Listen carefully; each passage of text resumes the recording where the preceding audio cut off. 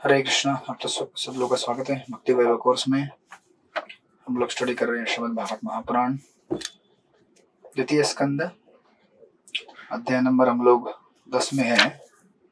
हमने श्लोक नंबर 11 में लास्ट टाइम रुके थे हम लोग।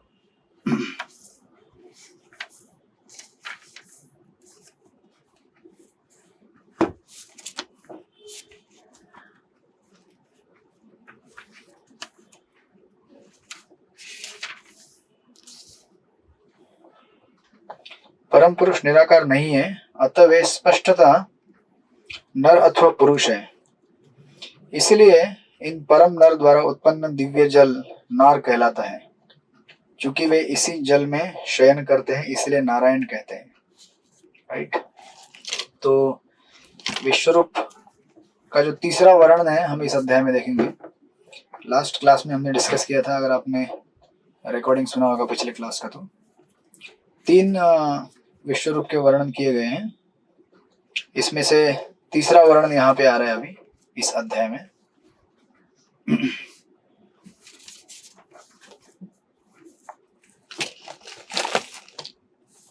और मैंने आपको एक चार्ट भी दिया था, वो चार्ट हम लोग यूज करेंगे आज अभी क्रिएशन का।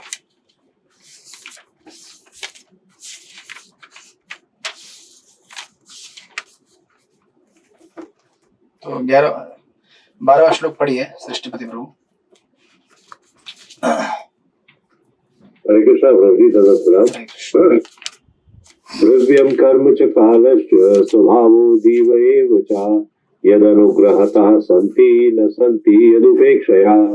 मनुष्य को ये भली भांति समझ लेना चाहिए कि समस्त भौतिक तत्व, कर्म, काल तथा गुण और इन सब को भोगने वाली जीवात्माएं भगवत कृपा से ही विद्यमान है।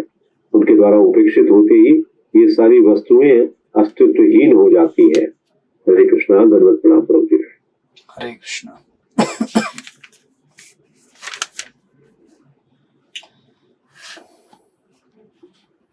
श्रील प्रभुपाद में लिखते हैं तात्पर्य में, जीवात्माएं प्रकृति पर अपना प्रभुत्व जताना चाहती हैं, अतः वे भौतिक तत्वों, काल, गुण आदि की भोक्ता है। भगवान परम भोक्ता है और जीवात्माएं उन्हें उनके भोग में सहायक बनने और इस प्रकार हर एक के दिव्य भोग में सम्मिलित होने के लिए है। भोग में भोक्ता तथा भोग्य दोनों भाग लेते हैं, किंतु माया के वशीभूत होकर जीवात्माएं भगवान के समान स्वयं भोक्ता बनना चाहती हैं, यद्यपि वे इसके निमित्त नहीं है। और उसी के लिए इस भौतिक सृष्टि की निर्मिति की जाती है। जो चीज वास्तविक जीवन में संभव नहीं है उसे सपने में संभव किया जा सकता है। राइट। अगर हम वास्तविक जीवन में जो भी इच्छाएं प्रकट करते हैं, उन इच्छाओं का फलस्वरूप हमारे स्वप्न होते हैं। राइट। तो हमको ऐसे कई सपने आए होंगे जो आज तक कभी सच हुए नहीं है और ना कभी होंगे, क्योंकि स्वप्न कभी सच होने के लिए नहीं होता है। स्वप्न का अर्थ ही होता है भ्रम, और ऐसे भ्रमपूर्ण अवस्था को अनुभव करने के लिए इस भौतिक सृष्टि की निर्मिति की गई है। तो इसलिए पिछले श्लोक में जैसे शुरुआत की गई है कि भगवान ने उस ब्रह्मांड को अपने शरीर से जो दिव्य जल है उसे निकालकर भर दिया। राइट। नाउ उसके बाद कहते हैं 3 चीज यहाँ पे दी गई है, द्रव्य, कर्म और काल। राइट।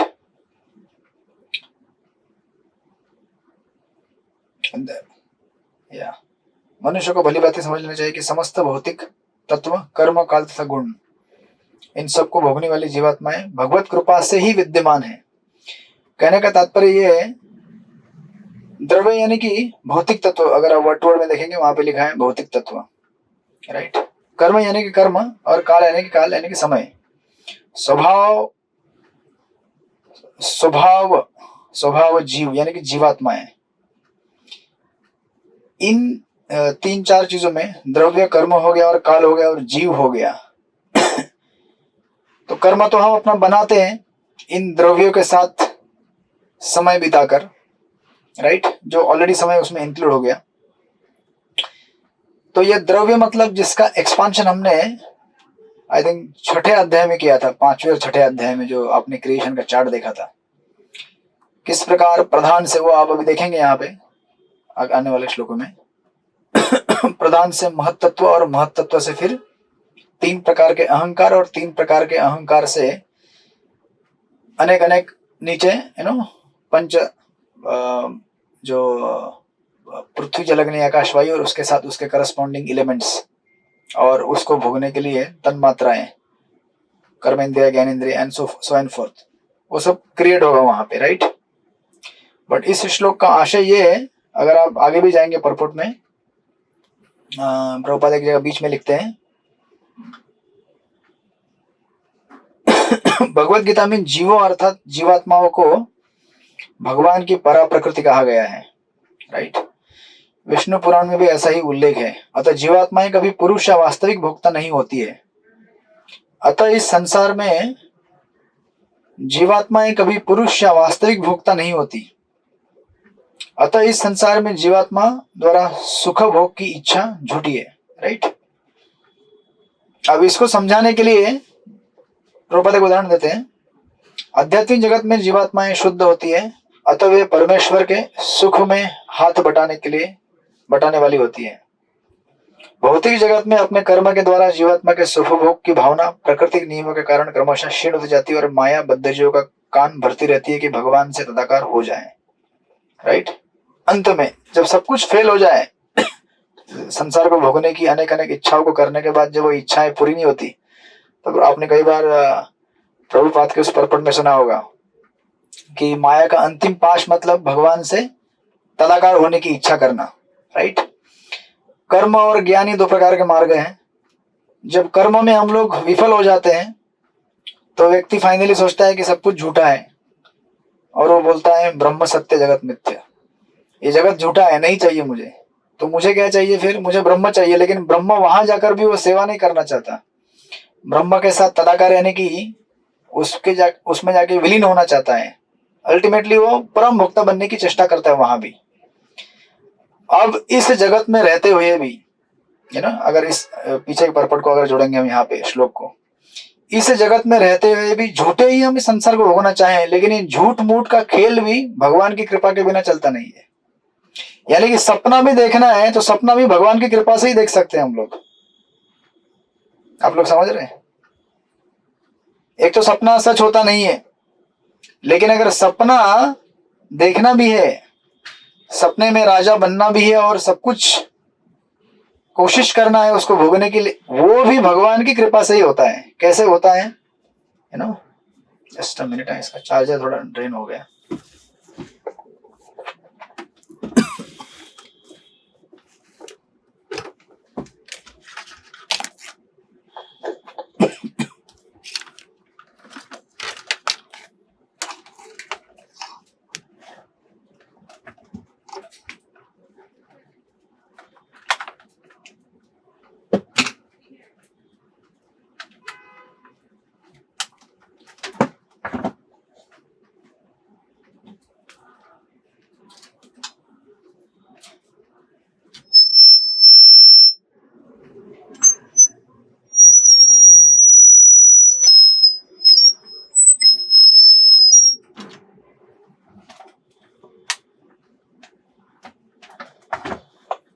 हरे कृष्णा।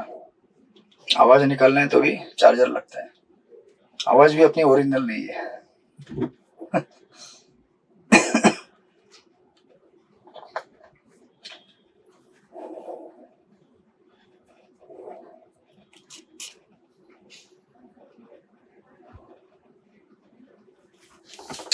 इसको समझने के लिए आप अगर सुखदेव गोस्वामी की एक प्रार्थना थी, जो आई थिंक सुखदेव गोस्वामी ने अपना प्रवचन परीक्षित महाराज को प्रारंभ करने के पहले की है।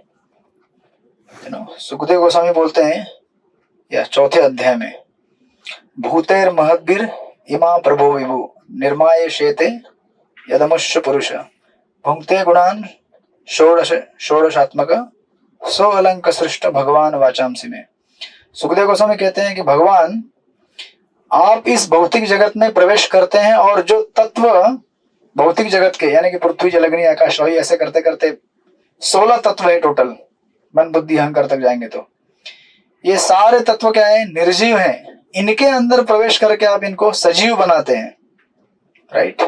इसका अर्थ क्या हुआ, भौतिक तत्व तो पहले से निर्जीव है, वो सजीव कैसे हो सकते हैं। इसको समझाने के लिए समझाया जाता है कि जैसे शक्कर है, अच्छा शक्कर कैसा होता है, मीठा होता है ना, बराबर है। तो शक्कर मीठा क्यों होता है, इसका कोई उत्तर देगा? क्यों होता है मीठा शक्कर? उसका स्वभाव है। ओके, उसका स्वभाव है। अच्छा, नमक नमकीन होता है क्यों? उसका स्वभाव है। बराबर है। या फिर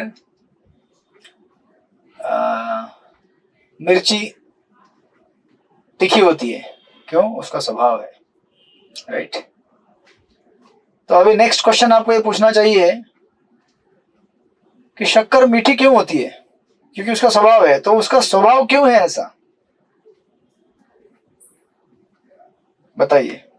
क्योंकि वो भगवान से तो हाँ जी, क्योंकि वो प्रकृति है ना, जैसे भी बनाई गई है वो सारी चीजें निर्मित है ना, हर चीज का कोई ना कोई जो चीज बनाई गई उसका स्वभाव के अनुसार बनी हुई है। ओके, मतलब सुखदेव गोस्वामी साफ साफ कहना चाहते हैं अपने सिंपल भाषा में, जो कि आपने ऑलरेडी उत्तर दिया है। सुखदेव गोस्वामी कहते हैं कि आपने ये सुना होगा, भगवान हर अणु में और कण कण में बसे हुए हैं, बराबर। अंडांतरस्थ परमाणु चयांतरस्थ। अगर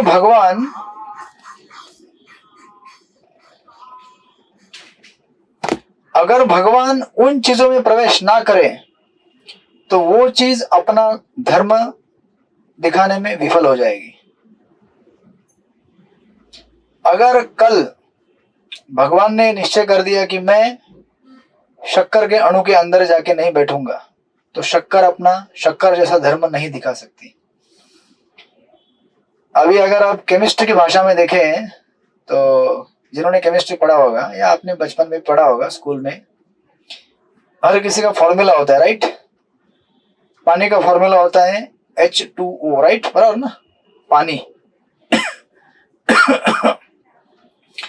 तो ये फॉर्मूला H मतलब हाइड्रोजन और O मतलब ऑक्सीजन, इन दोनों को पर्टिकुलर रेशियो में कंबाइन करके जोड़ के रखने का जो सामर्थ्य है या जो प्रक्रिया है वो किसने दिया है, ये किसने बनाया है ये?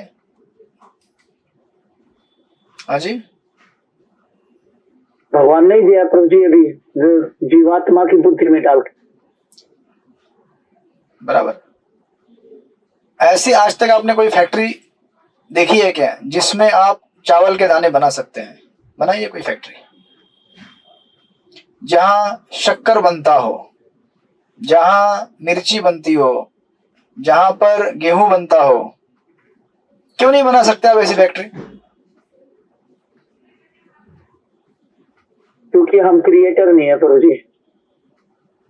जीओएसटी कोर्स कर रहे हैं, गीता कोर्स।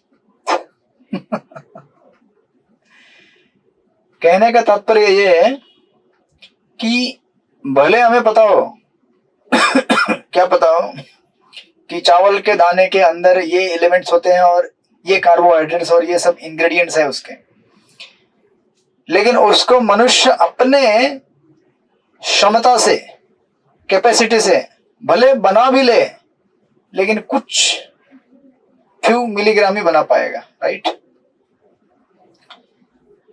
बनाया नहीं है आज तक किसी ने, ना बना पाएगा उतने मात्रा में एज इट इज, है ना। क्यों? क्योंकि उन एलिमेंट्स को कंबाइन करके साथ में रखने का जो सामर्थ्य है वो केवल भगवान के पास है, हमारे पास नहीं है। इसीलिए परीक्षित महाराज को जब सुखदेव गोस्वामी प्रवचन स्टार्ट करते समय ये खाली एक श्लोक बोलते हैं, यू नो, कई कथा करने प्रारंभ करने के पहले ये श्लोक बोलते हैं, भूतेर महद्भिर इमा प्रभो विभु निर्माय शेते यदमुष पुरुष। आप भी बोलिएगा, भूंगते भुना घूमते गुणान षोडशात्मक सो अलंक श्रेष्ठ भगवान वाचांसी में। वो कहते हैं जिस प्रकार आप इस भौतिक जगत के तत्वों के अंदर प्रवेश करके इनको जीवित करते हैं, उसी प्रकार आप मेरे शब्दों के अंदर प्रवेश करके मेरे शब्दों में जान लाइए। आप समझ रहे हैं? हमारे शब्द एक मृतक की तरह बोलने वाले शब्द हैं, उनमें कोई जान नहीं है। लेकिन जब भगवान इसके अंदर प्रवेश करते हैं इन शब्दों के अंदर, उन शब्दों से हमारे हृदय का ट्रांसफॉर्मेशन हो सकता है। इसलिए श्रील प्रभुपाद के जो शब्द हैं श्रीमद् भगवद गीता में लिखे गए या फिर श्रीमद् भागवत में अंकित किए गए, उन प्रवचनों से हमारा ट्रांसफॉर्मेशन होता है, बराबर। लेकिन यूट्यूब पे कोई अगर मोटिवेशनल स्पीकर अगर कोई स्पीच दे रहा है, उससे ट्रांसफॉर्मेशन नहीं होता है हमारा। क्यों नहीं होता है? क्योंकि उसमें जान नहीं है। समझ रहे हैं आप? जैसे इसको समझाने के लिए और उदाहरण लीजिए, शक्कर शक्कर है क्योंकि उसके अंदर भगवान ने प्रवेश किया, इसलिए वो शक्कर है। नमक नमक है क्योंकि नमक के अंदर भगवान ने प्रवेश किया, इसलिए नमक के जो एलिमेंट्स है उसको बिखरने नहीं दिया और उसको जोड़ के रखा हुआ है। हालांकि डेड है वो चीज, लेकिन उसके अंदर जान है। हम ऐसा बोलते हैं क्योंकि वो अपने धर्म के हिसाब से अपना स्वभाव दिखाता है। जैसे हम लोग कहते हैं ना, बैटरी डेड हो गया, बैटरी डेड हो गया। अभी बैटरी डेड हो गया था स्पीकर का। डेड हो गया मतलब स्पीकर ऑलरेडी डेड ही है ना, जिंदा नहीं है, वो डेड ही है। लेकिन जब वो अपने स्वभाव के हिसाब से, अपना धर्म के हिसाब से स्वभाव प्रकट ना कर पाए, तो उसे डेड माना जाता है। समझे कि नहीं समझे आप? और जब हम इसे चार्ज करते तो बोलते हाँ अभी इसमें जान आ गया। मतलब क्या मिसिंग था? उसके अंदर सब कुछ होने के बाद भी कार्य करने की क्षमता नहीं थी, क्योंकि उसके अंदर चार्जिंग नहीं हुआ था, बराबर। उसी प्रकार भगवान जब इस भौतिक तत्वों के अंदर प्रवेश करते हैं, तो उन तत्वों को अपना धर्म दिखाने के लिए क्वालिफाई करते हैं, राइट। अदरवाइज आज तक दुनिया में कितने सारे साइंटिस्ट है वो भगवान बनने की कोशिश किए, लेकिन बन नहीं पाए, क्योंकि वो सामर्थ्य केवल भगवान के पास है, हमारे पास नहीं है। तो विचार कीजिए, ये स्वप्नमय जगत है। इस स्वप्नमय जगत में हम सपना देखना चाहते हैं। स्वप्नमय इन द सेंस कि झूठा नहीं है ये, हमारा इस संसार को भोगने का जो चेष्टा है वो झूठा है। जगत झूठा नहीं है। जब ये कहते हैं ब्रह्म सत्य जगत मिथ्य, जगत मिथ्य नहीं है, इसको भोगने की चेष्टा करना ये मिथ्य है, ये झूठ है। लेकिन जगत तो सच है, क्योंकि भगवान की शक्ति से बना हुआ है, राइट। इस प्रकार यहां पे कह रहे हैं कि द्रव्य कर्म काल च स्वभाव जीव एव च यद अनुग्रहत संति न संति यदोपेक्षया। यद अनुग्रहत यानी कि यहाँ पे कहते हैं, अगर आप देखेंगे ट्रांसलेशन, इन सब को भोगने वाली जीवात्माएं भगवत कृपा से ही विद्यमान है। विद्यमान यानी कि they are existing because of the power and potency of the lord. अगर भगवान अपनी क्षमता निकाल दे उस चीज में से, तो जिस फर्श के ऊपर आप खड़े हैं वो फर्श 1 मिनट में बिखर के मिट्टी बन जाएगी, और आपका जो फ्लैट है जितना मंजिल होगा धरधर धरधर करके नीचे जमीन पे गिर जाएगा, बराबर है कि नहीं? रमेश मोदी प्रभु, आपके घर के कितने मंजिल में रहते हैं आप? हाँ जी, 2nd फ्लोर। वो सीधा ग्राउंड हो जाएगा। अभी 2nd बना हुआ है, क्यों? Not because you are engineer or you are architect, he has designed it and he's made it, but because भगवान ने उसको कैपेबल बनाया है कि वो उसके जो एलिमेंट्स है, ईंट पत्थर मिट्टी, एक दूसरे में जुड़ के टिके हुए हैं। अगर भगवान उसमें से उसकी क्षमता निकाल दे तो वो बिखर जाएगा। सृष्टिपति प्रभु चश्मा से देख रहे हैं, चश्मा एक ग्लास है, उस ग्लास के जो एलिमेंट्स है आपस में जुड़े हुए हैं और ग्लास बराबर जगह पे खड़ा है। अगर भगवान उसमें से कृपा निकाल ले अपनी, तो क्या हो जाएगा? वो चश्मा गायब हो जाएगा, देखते देखते मिट्टी बन के गिर जाएगा, पानी बन के बह जाएगा, बाप बन के उड़ जाएगा। आप समझ रहे हैं? अपने शरीर को ही देख लीजिए ना, डॉक्टर साहब बताएंगे, चित्रलेखा सखी माता जी, ये शरीर क्या है? एक बिल्डिंग ही है। ये हड्डी, ये रक्त, मांस, ये आपस में जुड़ के कैसे खड़ा है यहाँ पे? क्योंकि उसमें आत्मा तत्व ने प्रवेश किया है। आत्मा, हम लोग वहां पे बैठे हुए हैं, और आत्मा को डायरेक्ट शक्ति देने वाला कौन है? परमात्मा। तो बिना भगवान की कृपा के, इसलिए कहते हैं ये जो समस्त भौतिक तत्व हैं, कर्म, काल, गुण, इन सबों को भोगने वाली जीवात्माएं भगवत कृपा से ही विद्यमान है, और उनके द्वारा उपेक्षित होने से ये सारी वस्तुएं अस्तित्वहीन हो जाएंगी। अगर भगवान ने उसकी उपेक्षा की तो कोई भी चीज एग्जिस्ट नहीं कर पाएगी। इफ कृष्णा निग्लेक्ट्स, इसलिए प्रहलाद महाराज का ऊपर है ना, बालस्य नेह शरणम पितरो नरसिंह नार्तस्य जागदम उदनवती मज्जतो नो तत्तस्य तत्पतिर्दिर अंजस श्रेष्ठ तावत विदो। वो उदाहरण देते हैं ना, अगर बड़ी बोट अगर भगवान ने बोट को डुबाना चाहा तो 1 मिनट में बोट डूब जाएगी, राइट। और अगर अस्पताल में 2 बेड हैं लगे हुए हैं, 2 पेशेंट है, एक पेशेंट के पास सारी फैसिलिटी है, बहुत सारे डॉक्टर है, नर्स है, उसको केयर कर रहे हैं, और दूसरा पेशेंट बेचारा, उसके पास कुछ ज्यादा फैसिलिटी नहीं है, एक आध कोई अटेंडेंट आके देख के चला जाता है। लेकिन अगर भगवान ने चाहा, ये प्रभुपाद जी कहते हैं, अगर भगवान ने चाहा कि ये जो पेशेंट है जिसके पास बहुत सारे डॉक्टर, नर्स, दवाइयां हैं, इसको शरीर त्यागना है तो उसको शरीर त्यागना है, और जिसके पास फैसिलिटी नहीं है वो बच जाएगा अगर भगवान चाहेंगे तो, है कि नहीं चित्रलेखा की माता जी? अस्पताल में आपने देखा होगा, आपके कितने सारे पेशेंट्स को भी आपने देखा होगा, कई बार कितनी सारी दवाइयां दी जाती हैं, कुछ भी दवाई काम नहीं करता है बहुत सारे लोगों को। किसी को हल्का फुल्का दवाई दिया जाए, 2 दिन में ठीक ठाक तगड़ा हो जाता है। क्यों? क्योंकि आदमी को जिलाने वाले या उसको खत्म करने वाले हम नहीं होते हैं, भगवान होते हैं। हम केवल निमित्त मात्र हैं, हम केवल जोड़ते हैं साधनों को, संसाधनों को जोड़ के उनके पास देते हैं, बाकी मिरेकल भगवान करते हैं, राइट। सो दैट्स हाउ यहाँ पे परीक्षित यहाँ पे कह रहे हैं तात्पर्य में श्रील प्रभुपाद,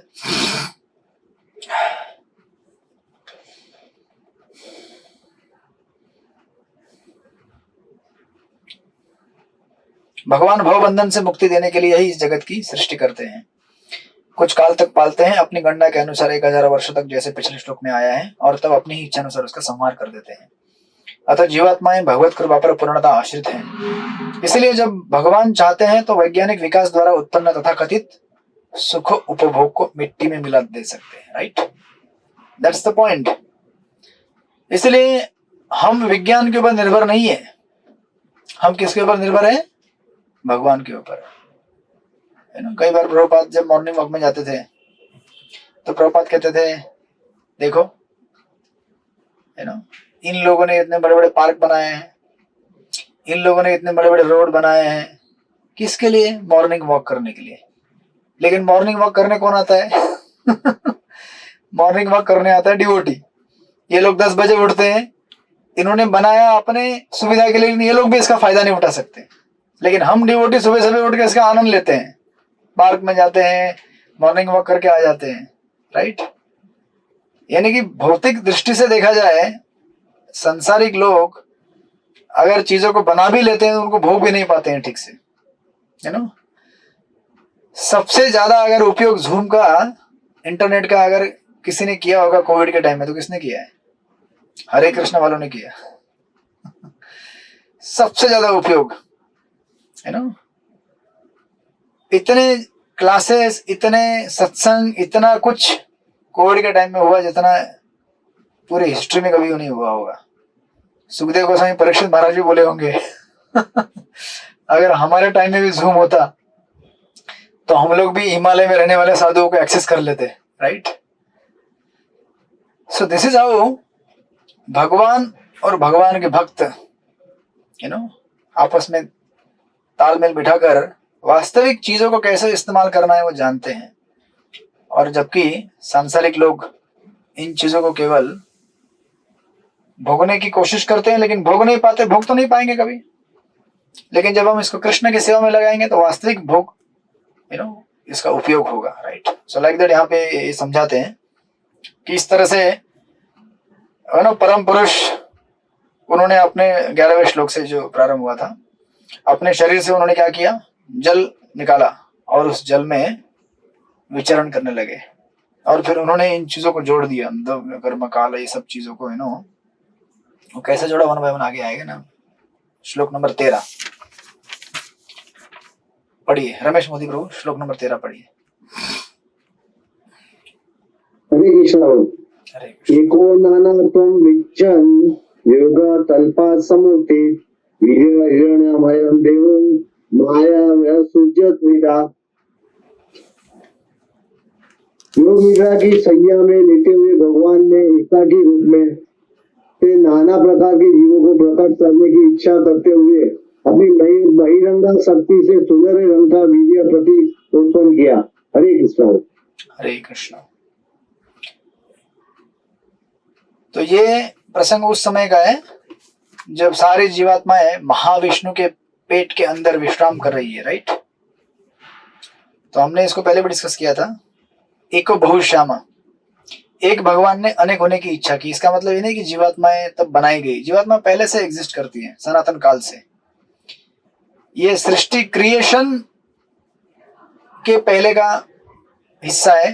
जब प्रलय हो गया लास्ट टाइम, जब ब्रह्मा जी के दिन का उनके जीवन का अंत हो गया एक ब्रह्मांड में, तो वो ब्रह्मांड नष्ट होने के बाद उस ब्रह्मांड की सारी जीवात्माएं भगवान के शरीर में जाकर क्या हो गई, बैठ गई।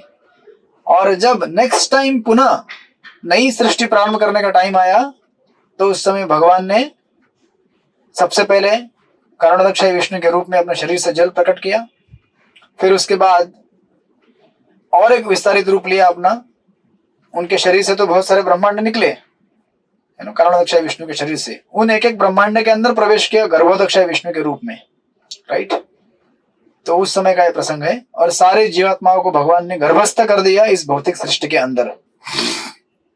तो वो प्रसंग यहाँ पे बतलाया गया। प्रभुपाद परपट में लिखते भी है, सर्वभूतानि कौन्तेय प्रकृतिं यान्ति मामिकाम कल्पक्षय पुनस्तन्ते कल्पादो विसृज्याम। हे कुंती पुत्र, कल्प के अंत होने पर सृजनात्मक शक्तियां अर्थात भौतिक प्रकृति एवं भौतिक प्रकृति में संघर्षरत सारे जीव मेरी दिव्य प्रकृति में लीन हो जाते हैं, और फिर से उन्हें प्रकट करने की मेरी इच्छा करने पर मैं उन्हें अपनी शक्ति से पुनः उत्पन्न करता हूं। So this is the time of creation, right.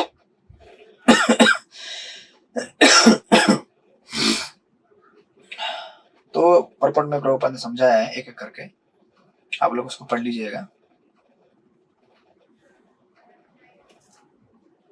दिन आगे 14वें श्लोक में कहते हैं, चित्रलेखा की माता जी पढ़िए, श्लोक नंबर 14।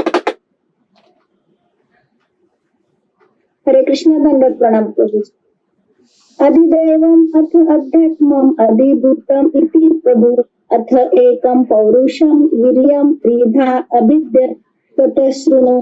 भगवंतांची शक्ती एकाची 3 प्रकारांत कसे विभाजन करते ते ऐका। वर सांगितल्याप्रमाणे नियंत्रित जीव आणि भौतिक देह असे 3 विभाग आहेत। हरे कृष्ण। दंडवत। हरे कृष्ण। तो जैसे हमने पहले देखा था, जीवात्मा के 3 प्रकार के लेयर होते हैं। पिछले क्लासेस में आपने रिकॉर्डिंग सुना होगा तो आपको याद आएगा लास्ट क्लास का। उसी प्रकार ये जो पूर्ण ब्रह्मांड है उसके भी 3 लेयर होते हैं, आध्यात्मिक, आदिदैविक, आदिभौतिक, राइट। आदिदैव, अध्यात्म तथा आदिभूत नामक 3 भागों में विभक्त करते हैं, जिसका उल्लेख ऊपर हो चुका है। मतलब पहले हम डिस्कस कर चुके हैं इसको, पिछले श्लोकों में, इसके पहले, जिसको हम विस्तार से आने वाले श्लोक में। ये इसका रेफरेंस आपको श्लोक नंबर 2.10.8 में आएगा, 2.10.8, जहाँ पे 3 कवरिंग के बारे में बताया गया है। आदि भौतिक यानी कि इस ब्रह्मांड के अंदर जितने भी तत्व है भौतिक सृष्टि के, उसे आदि भौतिक कहा जाता है, जो टोटल विश्वरूप का एक बॉडी है। अध्यात्म मतलब उसको कंट्रोल करने वाले, मतलब जीवात्मा, अभी जीवात्मा नहीं बोलेंगे, विश्वरूप है। तो विश्वरूप के अंदर जो कलेक्टिव जीवात्मा है उन सबका आत्मा मतलब भगवान होते हैं, राइट, कारणोदक्षाई विष्णु। उस भगवान या फिर सारे जीवात्माओं के जो सेंसेस है, सटल सेंसेस, उसको आध्यात्मिक कहा गया है। और आदिदैव मतलब उन सेंसेस को, सटल सेंसेस को कंट्रोल करने वाले देवता, आदिदैव। ऐसे 3 लेयर है। भौतिक सृष्टि जो पंच महाभूत और बाकी तत्वों से बनी हुई है, ये पहला लेयर हो गया। दूसरा लेयर जीवों के सूक्ष्म इंद्रिया, तीसरा लेयर उन सूक्ष्म इंद्रियों को कंट्रोल करने वाले देवता, राइट। इस तरह से ये तीन हो गए, ये तीन भागों में बांट दिया उन्होंने, राइट।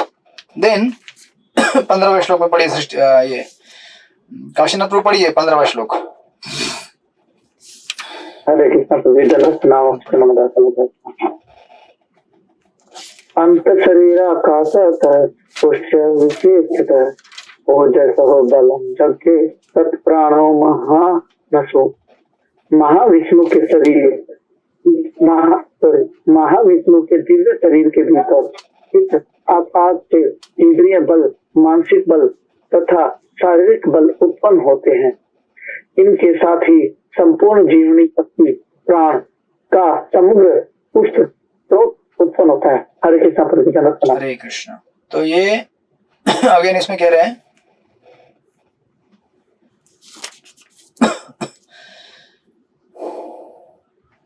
ये जो तीन चीजें हैं, इन तीन चीजों को तीन टर्म है यहाँ पे, अगर श्लोक में देखेंगे आप, ओजस, सहज और बलस।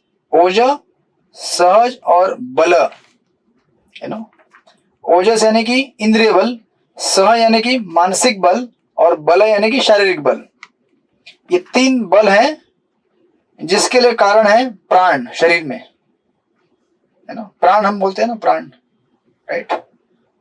उसी को एक्चुअली यहाँ पे कहा गया, यहाँ नहीं, विश्वनाथ चक्रवर्ती ठाकुर कहते हैं सूत्र तत्व, है ना, उनके कमेंट्री में। बट टेक्निकल आपको भाषा नहीं समझना है तो सिंपल उसको कहते हैं लाइफ एयर, ठीक है। हम कहते हैं ना प्राण मेरा निकल गया, निकल गया मतलब जो व्यक्ति, है ना, उसका प्राण निकल गया। प्राण मतलब the life air which sustains this three things.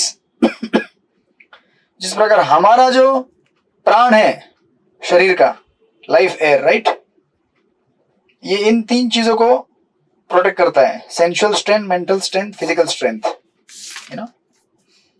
इसलिए देखिए जब कभी प्राण शक्ति वीक हो जाती है हमारे शरीर के अंदर की, तो हमारी ये तीन फैकल्टीज वीक हो जाती है, ना, सेंसुअल स्ट्रेंथ, मेंटल स्ट्रेंथ और फिजिकल स्ट्रेंथ, राइट। और उस प्रकार एक इंडिविजुअल एंटिटी, एक व्यक्ति के अंदर जो प्राण शक्ति है जो इन तीन चीजों को सस्टेन करती है, ऐसे ब्रह्मांड के अंदर जितने भी जीवात्मा हैं उन सब के कलेक्टिव प्राण शक्ति को कहा जाता है सूत्र तत्व, यानी कि विश्व रूप का प्राण। अभी इस तरह से डिस्कशन आगे बढ़ेगा। जितने भी मुख हमारे हैं जीवात्माओं के, उन सबके कलेक्टिव मुख मतलब विश्व रूप का मुख। जितने भी जीवात्माओं के कान हैं ब्रह्मांड के अंदर, उन सारे जीवात्माओं के कान मतलब विश्व रूप का एक बड़ा कान। समझे कि नहीं समझे आप लोग, राइट। तो यानी कि क्या सिंपल तो है काशीनाथ प्रभु, जितने भी कान जीवात्माओं के हैं इस सृष्टि में, जीवात्मा कितने हैं समझो, 1 बिलियन जीवात्मा है, ठीक है, ब्रह्मांड के अंदर। उन सारे जीवात्माओं के सबके मिलाकर जो कान है टोटल, उन कानों से बनता है विश्वरूप का कान। यानी कि विश्वरूप तो है नहीं वैसा देखा जाए तो, है भी और नहीं भी, अचिंत्य वेदाव्य तत्व है ये।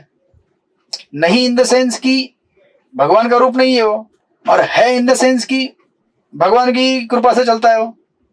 समझे कि नहीं समझे? So it is like existing, not existing simultaneously. Something like that. Right. फिर इसको हम आगे कल देखेंगे, क्षमा कीजिएगा थोड़ा लेट हो गया मेरे को। फिर इसको हम कल बढ़ाएंगे आगे 16वें श्लोक से, राइट, क्योंकि इस प्रकार ये क्रिएशन आगे बढ़ेगा। फिर वो चार्ट है गणित, एक बाय एक एक करके, एक अगर आप समझ गए तो सारा फॉर्मूला कॉपी पेस्ट होता है आगे, वो मैथमेटिक्स है वो, राइट। तो हम वो देखेंगे कल श्लोक नंबर 16 से, राइट, नहीं सॉरी 16 नहीं, या 16 से, राइट। हरे कृष्णा। श्रील प्रभुपाद की जय। श्रीमद् भागवत। जी मेरा प्रश्न था, तो आपका प्रश्न कल लेंगे, कल बना के रख लीजिए कल के लिए, ठीक है। पर्सनली कर लूंगा पर भी जरूरी है कुछ, बस रिलेटेड है, क्या कहते हैं अपराध से रिलेटेड है, ठीक है। अपराध होता है, मैं पर्सनल करूंगा आपको जरूर अभी। हरे कृष्ण। हरे कृष्ण। वंचा कल्पतरुभ्यश्च कृपा सिंधु अनंत कोटि वैष्णव वृंद की जय। श्रील प्रभुपाद की जय। हरे हरे कृष्ण, दंडवत हरे कृष्णा, प्रभु जी, दंडवत प्रणाम। हरे कृष्ण। हरे कृष्ण, दंडवत प्रणाम।